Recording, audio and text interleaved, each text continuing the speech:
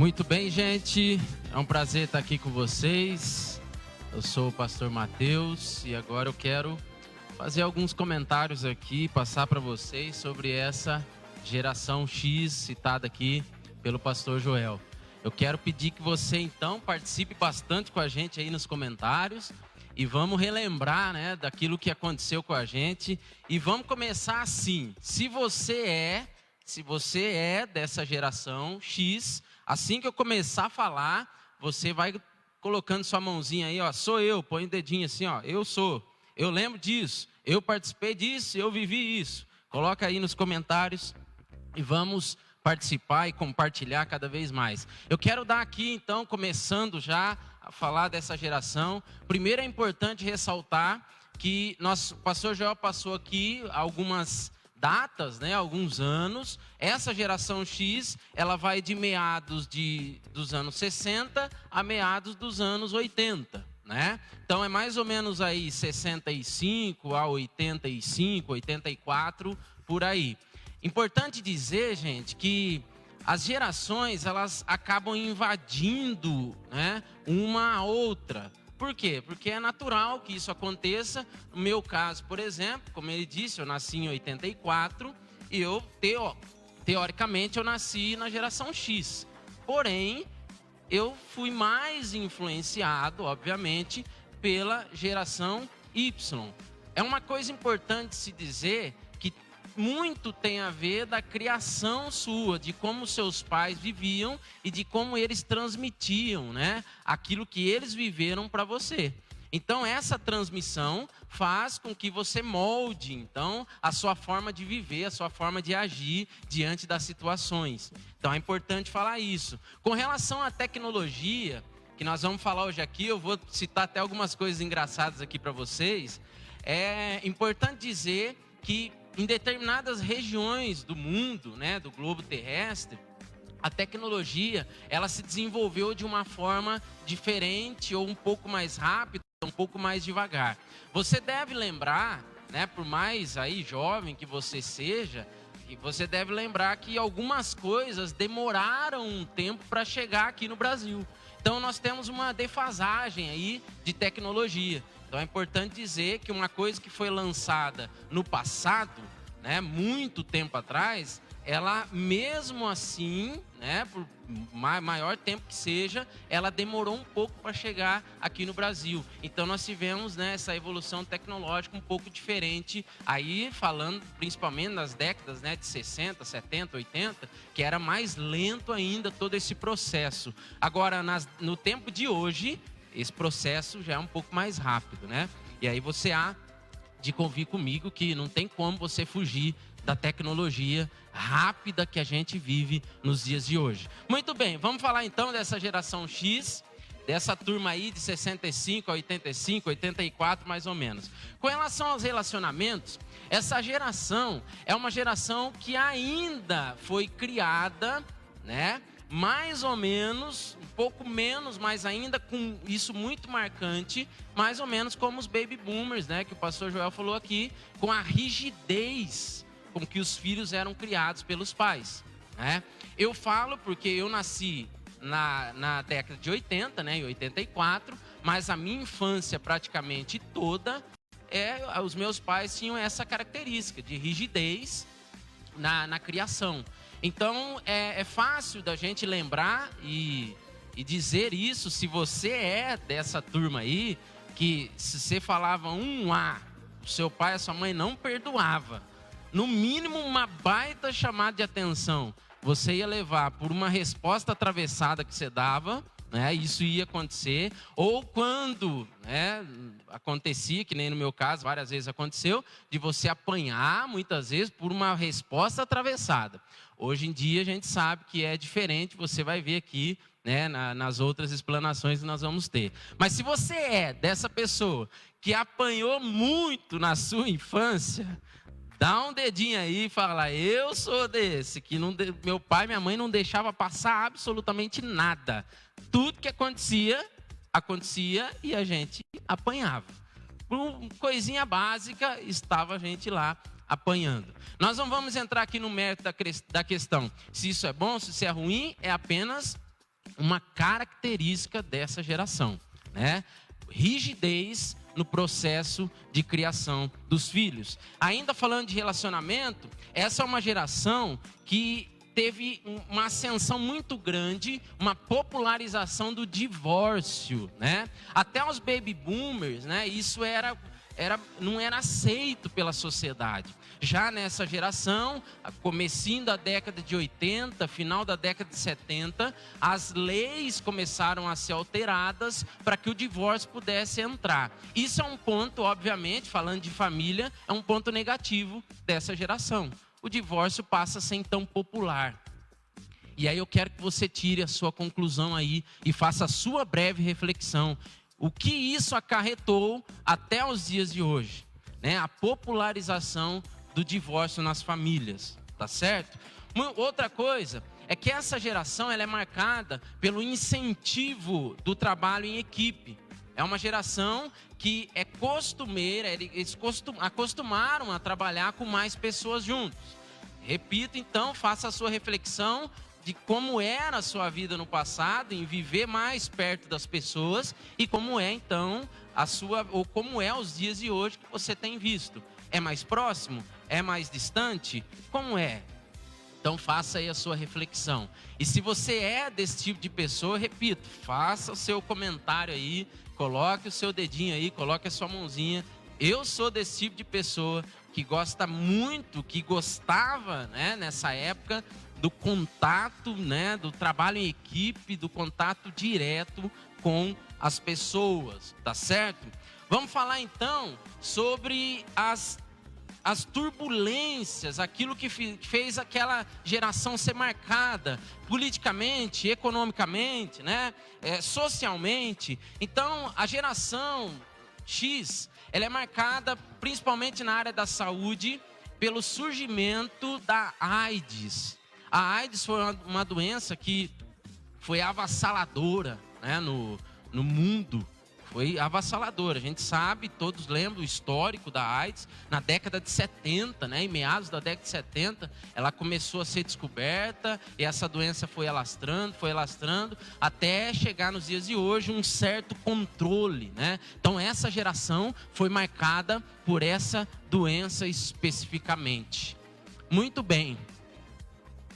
A Guerra Fria é uma outra marca. Agora falando mais politicamente e também economicamente, a Guerra Fria é uma marca dessa geração.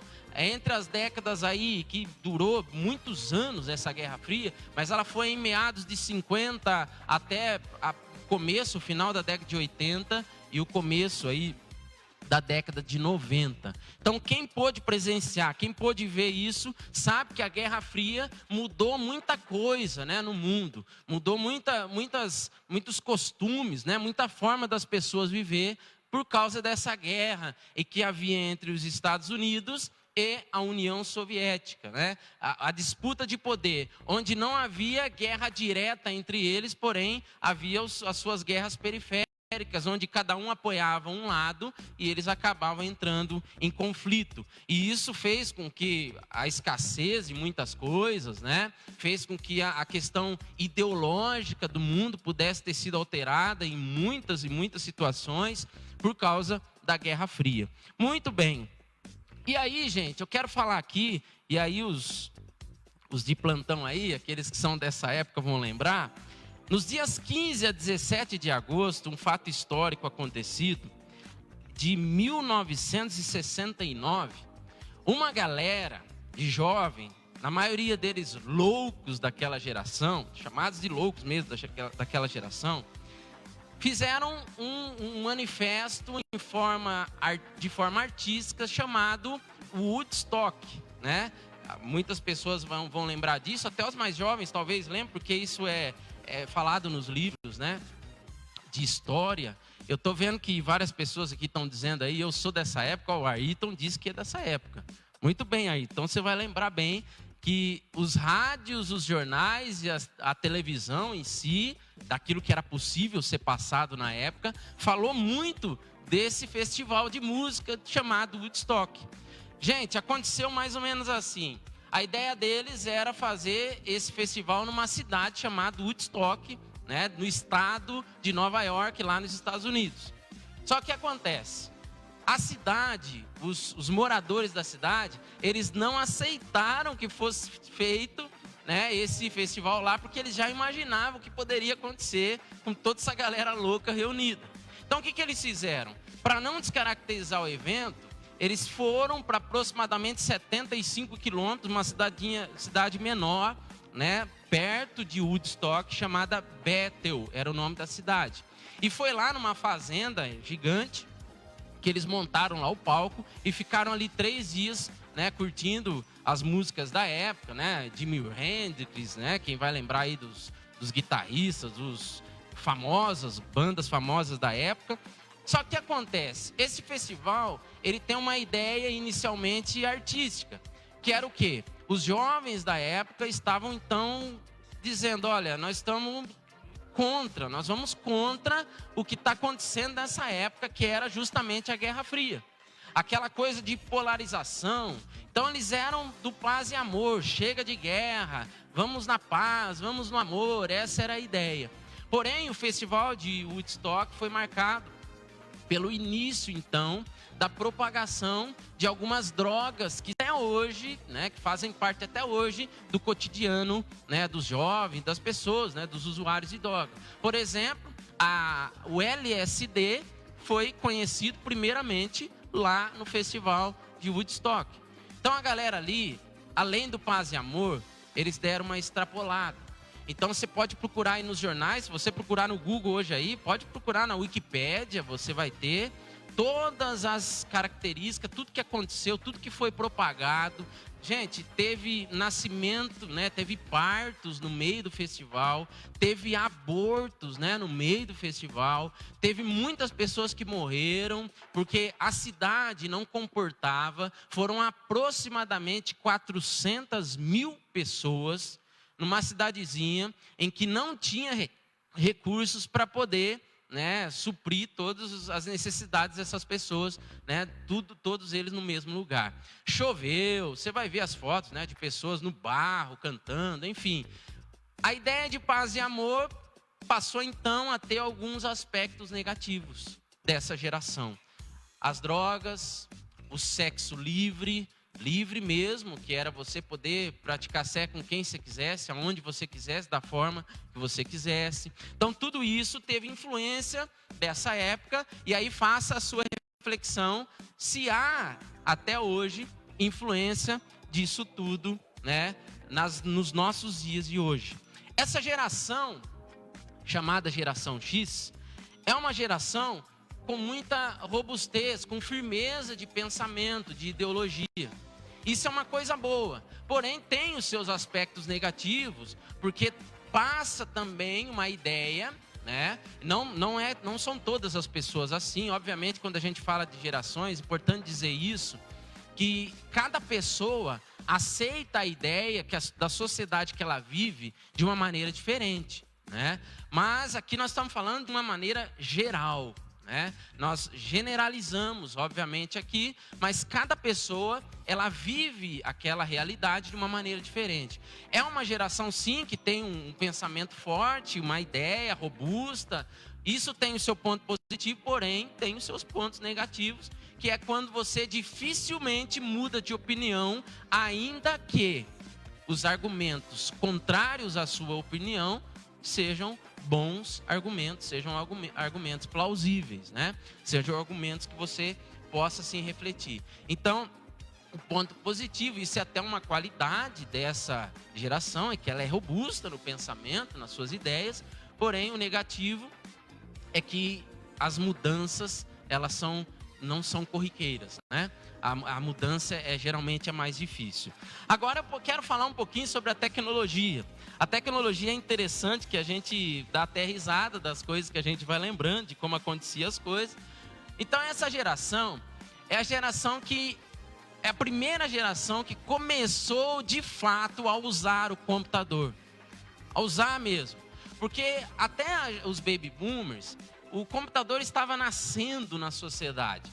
Então estavam tendo muito teste, né, para ver se o computador ia ser bom ou não ia, se ia né, trazer algum benefício para a humanidade mesmo ou não. Mas já nessa geração, a partir aí do final da década de 70 para a década de 80, os computadores já começavam a se tornar uma realidade.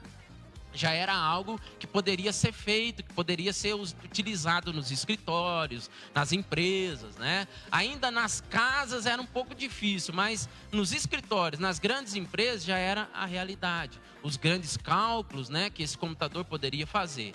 Mas eu quero aqui falar com vocês, por exemplo, né, no final aí da década de... vamos pensar aqui, eu vou falar da década de 70, mas vamos pensar mais na década de 80. Então, entre 70 e 85 e 83, mais ou menos, surgiu uma coisa chamada disquete, que eu vou pedir para aproximar aqui, vou mostrar para vocês, ó. Quem se lembra do disquete? Se você se lembra do disquete, faz um comentário aí, ó. Esse aqui, ele nasceu na geração X. Só que como ele nasceu? Eu estou mostrando aqui, gente, a versão mais evoluída do disquete. É a mais evoluída, que o disquete ele terminou dessa forma aqui, né? O disquete ele foi utilizado até meados da década de 90. E a última vez que ele foi utilizado, ele era desse tamanho aqui, tá certo? Para você ter uma ideia, dentro desse disquete aqui, cabe 1,44 megabytes. Ok? Era a revolução, era o máximo da evolução da nossa geração. Porém, eu não consegui trazer aqui para mostrar para vocês, mas o disquete, ele nasceu com mais ou menos o triplo do tamanho desse aqui, né? O tamanho era o triplo e ele era flexível. Ele era um disquete, você podia dobrá-lo, né? Ele era flexível mesmo. E cabia nele 1/4 do que cabe nesse aqui.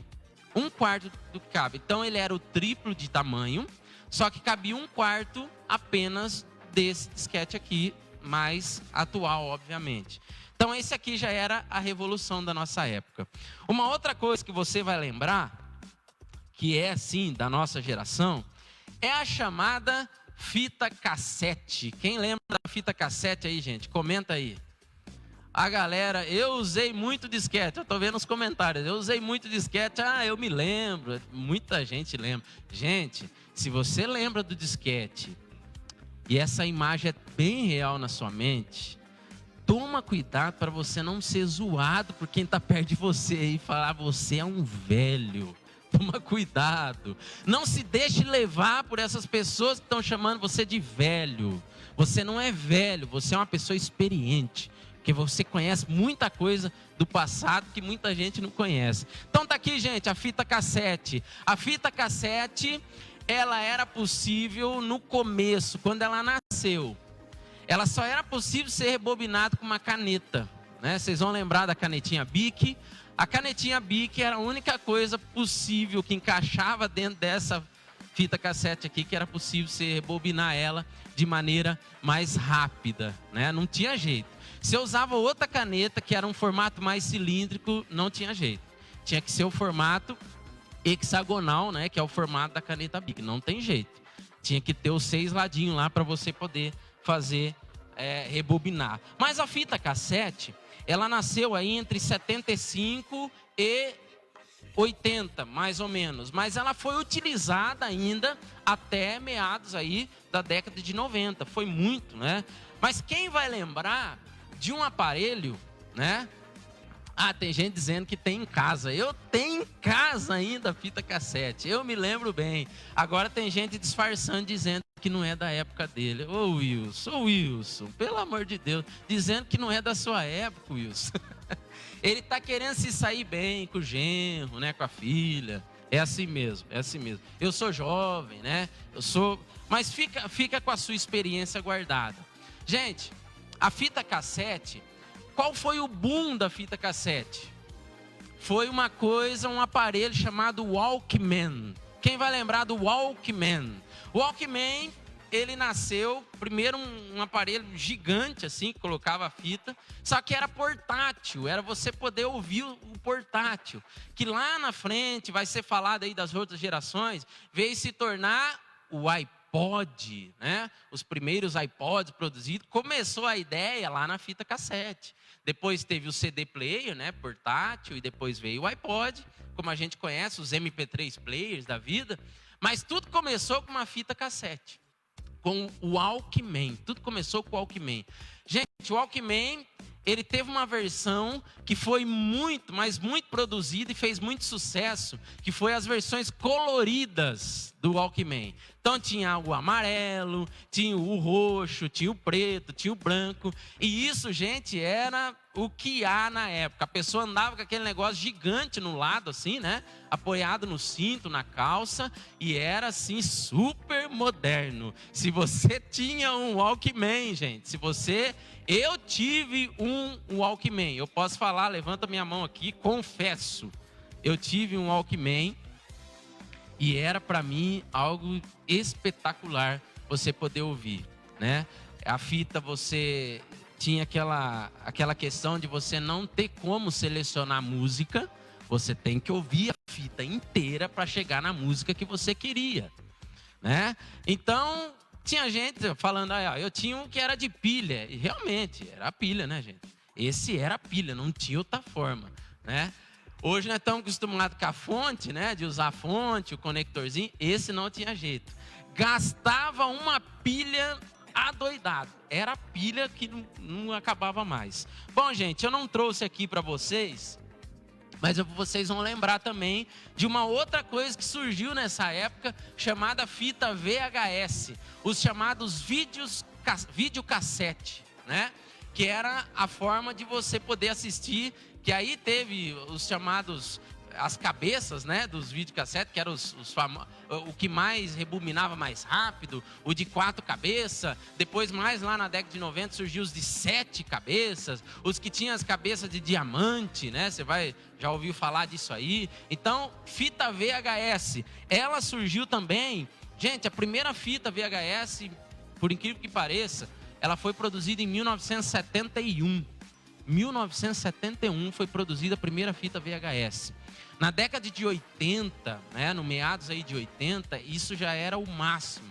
Quem tinha o videocassete em casa, né, já podia ter aquele cinema, né, dentro de casa, tendo em vista que as TVs nessa época, as grandes TVs tinham no máximo aí 20 polegadas, né, e isso já era um cinema, né, para as pessoas. E aí eu tenho que falar para vocês dos toca-fitas que eram portáteis, né? Tem gente falando aí dos toca-fitas portáteis, é verdade. Tinha aquele radinho, né, que você colocava no ombro, isso você vê em filmes, né? É sim da nossa época, você colocava esse radinho no ombro e saía com o seu toca-fita aí abafando, né?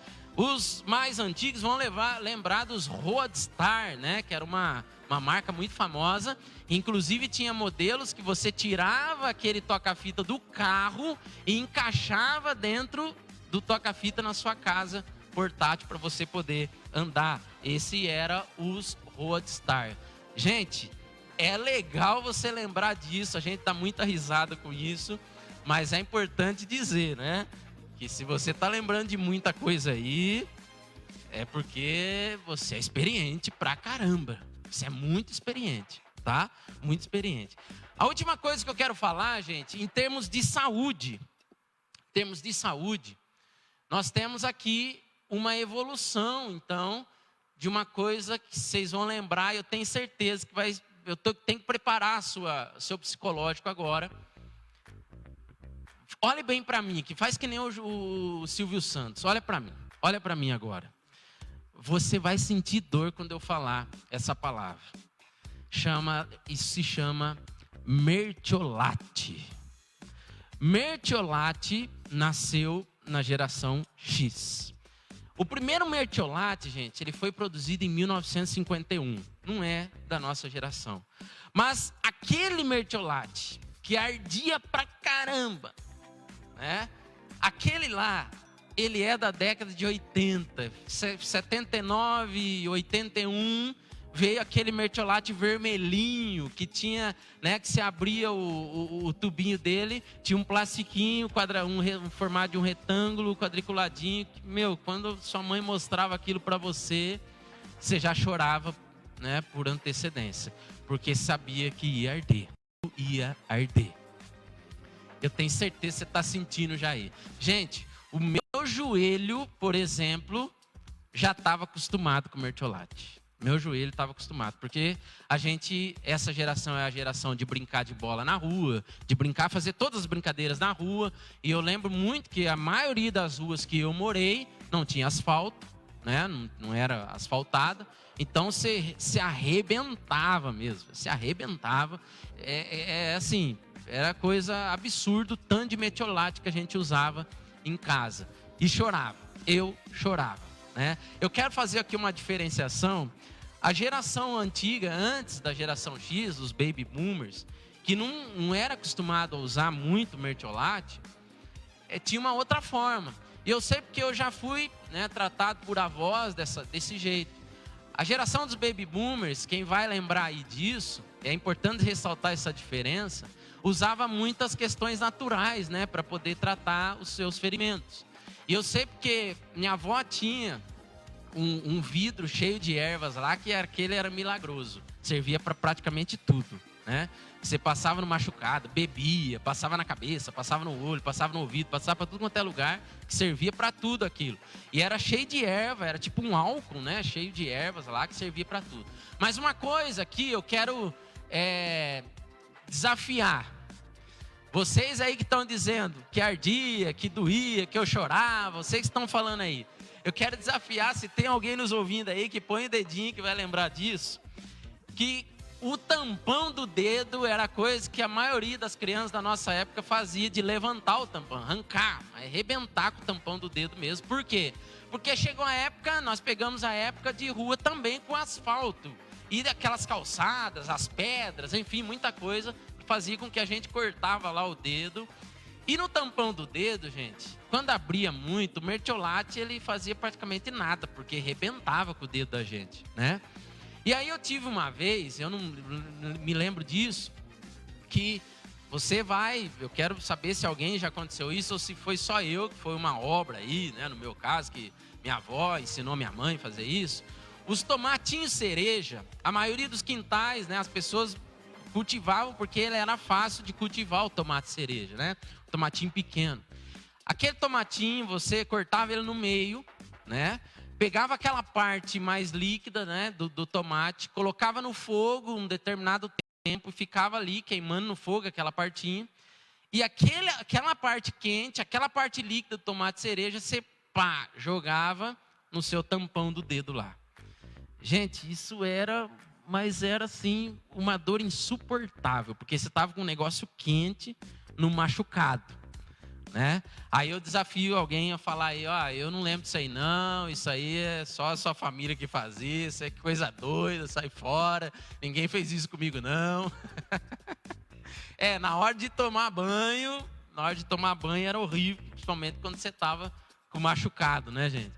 Então, tem essa diferenciação que os baby boomers trabalhavam mais com as questões naturais e já a nossa época vem, então, o mertiolate. O mertiolate ainda foi ser produzido, né, nas gerações futuras, lá na frente. Hoje, o mertiolate não arde mais. Já existe o mertiolate spray, né, e ele já não arde mais como ardia. Mas em algumas pessoas, foi citado aí, nos comentários, utilizava o mercúrio, né, gente? O mercúrio é uma cor bem forte, que se caiu na roupa já era, manchava tudo, você ficava tudo manchado. E tinha gente que passava o mercúrio e depois ia jogar bola, tudo manchado, tudo zoado com mercúrio mesmo, né? O sangue lá e tal. Todo mundo vai lembrar disso, tem que esperar formar a casquinha. Formou a casquinha, gente, a gente só vai arrancar a casquinha, né? A gente ficava tentando tirar ela.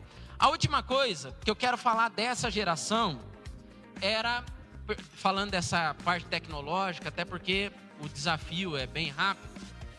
A parte tecnológica, os games, gente, os jogos da nossa geração eram jogos extremamente evoluídos para nós.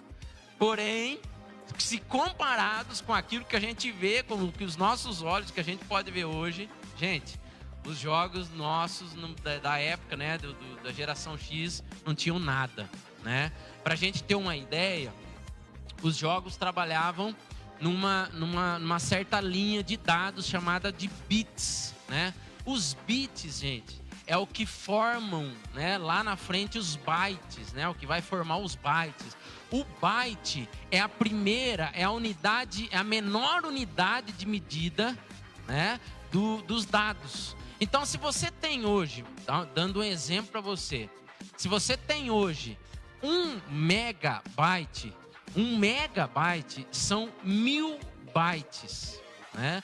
Os videogames da nossa época trabalhavam com bits. Você nem ouve falar de megabyte mais. Por quê? Porque você ouve falar hoje de gigabytes. Porque os gigabytes são 1000 megabytes. Então sua cabeça está virando um rolo aqui. Mas só para vocês entenderem que os bits eram a base dos games da geração X. Então vamos falar aqui do Atari. Quem vai lembrar do Atari? Muito bem, gente. Dá um sinalzinho aí. O Atari era o game top da geração X. A década de 80 até aí, 85, 87, por aí mais ou menos, foi o auge. Foi o auge do Atari. Tem gente que tem Atari até hoje e o Atari hoje é uma relíquia, né? O chamado joystick. Gente, o Atari, qual que é a principal diferença da nossa forma de lidar? O Cleiton tá dizendo que tem um Atari. Gente do céu, segura esse Atari seu aí e não fala onde você mora, porque tem gente que vai atrás dele. Qual que é a diferença, gente? Os games da geração X eram games que não tinha pause e não tinha save. São duas palavras que hoje é muito simples, né? Não tinha como você fazer o hackear, né? Que o pessoal faz muito hoje, dar aquele hack para ter mais poder, para ter mais arma, para ter mais tudo. Não tinha jeito. Perdeu, acabou, tem que começar tudo do zero. Então, as pessoas que jogavam Atari, eles ficavam horas e horas e horas, porque, gente, não tinha como separar. Igual hoje, que você dá um pause, vai para lá, vai para cá, segura, salva o jogo, pega o save, né? Às vezes os amigos aí, os parceiros passam um arquivo para você, ó, eu já tenho um save mais avançado e tal. Então, hoje não tinha jeito. Então o Atari era algo assim super revolucionário da nossa época. Outra coisa que era revolução era o chamado Pac-Man, ou como muitos conheciam aí, o tal do come-come, aquele bichinho que vai comendo, né? Aquilo, gente, era a revolução da época também. Era muito jogado e não tinha jeito de se salvar. Tem muitas pessoas falando aí do tal do quichute, ou também chamado de conga, né? Muita gente usou quichute, aquele negócio que dava um chulé bravo mesmo. Um chulé bravo. Que o cara que usava o quichute o dia todo, ele precisava ficar mais uns 3, 4 dias sem usar, para poder passar o chulé, né? Gente, o quichute era duro de usar, porque os cravos eram gigantes, né? Você ficava uns 10 centímetros mais alto usando um quichute. Era um negócio nervoso mesmo. Muito bem. A galera tá participando. Tinha gente que teve Atari, né? Gente, Atari era o que há, era coisa super evoluída da nossa época. Se a gente for ficar falando aqui, eu sei que tem muita gente que vai lembrar de muitas outras coisas. Principalmente com relação às roupas, né? A forma como seu pai e sua mãe lidavam com essas questões. A questão de você fazer aquilo e vou tomar banho, o jeito que tomava banho, o jeito que dava banho que os pais faziam, né, para você tomar banho, isso tudo era diferente na nossa época. Bom, eu quero encerrar aqui falando do desafio da geração X, gente. De tudo isso que nós falamos aqui, eu tenho para falar para vocês que o principal desafio dessa geração é justamente conseguir entender e conviver com a geração seguinte, que são as gerações de hoje, a X, né, a Y, a Z e as próximas ainda que virão. É muito difícil, gente, para algumas pessoas ver que a minha infância foi vivida baseada no Atari, no mertiolate, e aí você vê hoje, né, uma criança que não sabe o que é arder no machucado. E a gente tem esse desafio de não querer fazer com que essas gerações de hoje vivam obrigatoriamente aquilo que nós vivemos. Não é obrigatório. É importante saber que a coexistência das gerações ela é um treinamento de paciência, de convivência, de tolerância, que é algo que a Bíblia fala, nos dá muitas diretrizes sobre isso. É importante dizer isso, gente, que o principal desafio, né, dessa geração é poder entender que as coisas evoluíram de tal forma, mudaram de tal forma, que eu preciso aprender a conviver, não só com a nova tecnologia, não só com a nova forma de viver, mas com as pessoas que hoje estão vivendo, com a independência com que as gerações futuras, né, depois da geração X, pregam e vivem, com aquela coisa independente, com aquela coisa individual, difícil, né, da gente entender muitas vezes isso. E por último, gente, isso aqui tem a ver mais com a geração Z, né?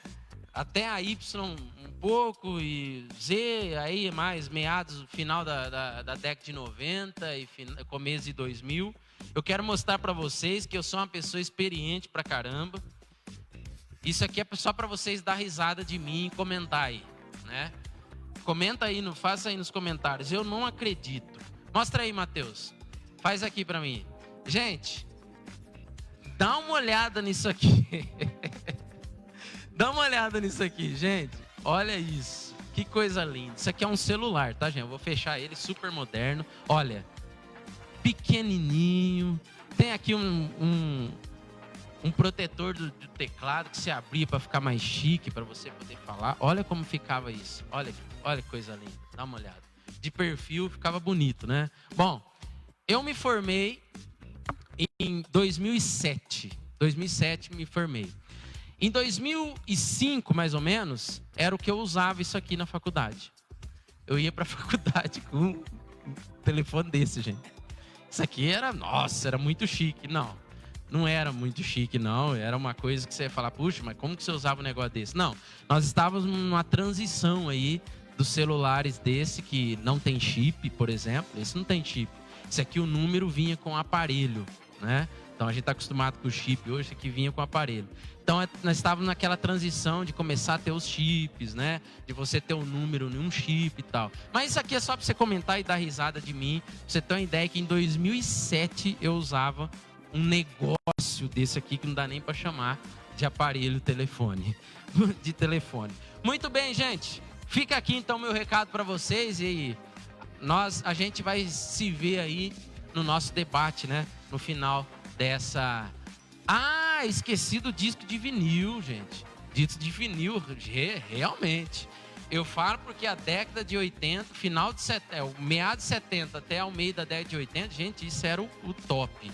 Né? Meu pai tinha coleção de discos de vinil. Eu convivi com discos de vinil diversas vezes. Aquele chiadozinho que tinha na música, né? Lado A, lado B. Aí você virava e tal, tinha um chiado, porque a agulha sempre tinha aquela sujeirinha dela. Você tinha que trocar aquela agulha, né? E às vezes tinha um risco que tava lá cantando. Dava uma coisa louca na voz lá, porque tinha um risco no vinil. É, gente, tem muita gente experiente nos ouvindo. Obrigado e vamos continuar aí compartilhando, dando mais risada aí.